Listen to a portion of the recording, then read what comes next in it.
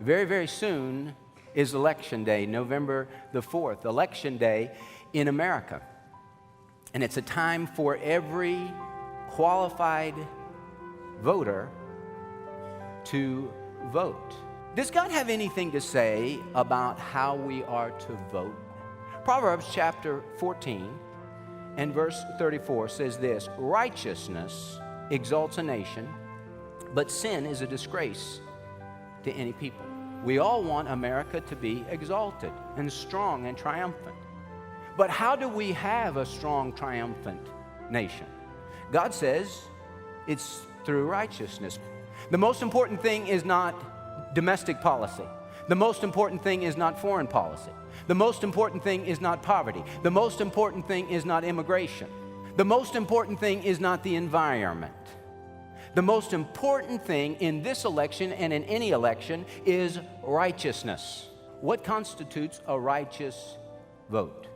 Priority issue number one is the public acknowledgement of God.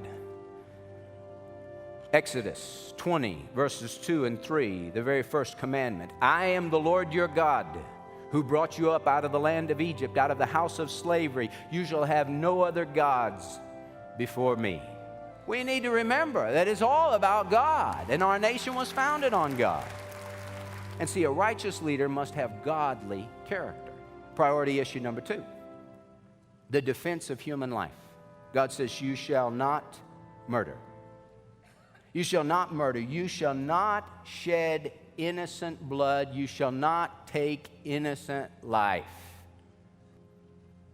When does life begin? Life begins at conception. Who said that? God.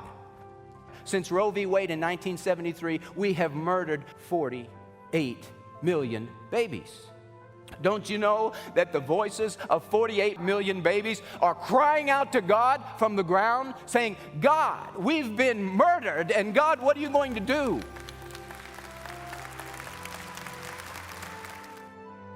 A leader,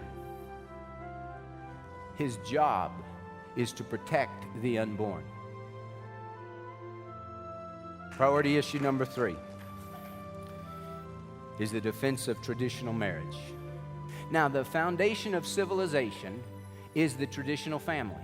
Before God created the institution of government, before God created schools, before God created the church, He created and founded and established the home, one man, one woman for life. That is traditional marriage.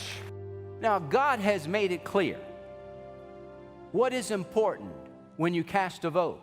What is important is the public acknowledgement of God, godly character in a leader. What is important is life. What is important is traditional marriage. And God and life and marriage are all under attack today. And it requires God's people to cast a righteous vote to stem the tide. I believe this is an opportunity. What we have before us is an opportunity for God's people to stand up and stand in the gap and let their voice be heard, and let this be our finest hour.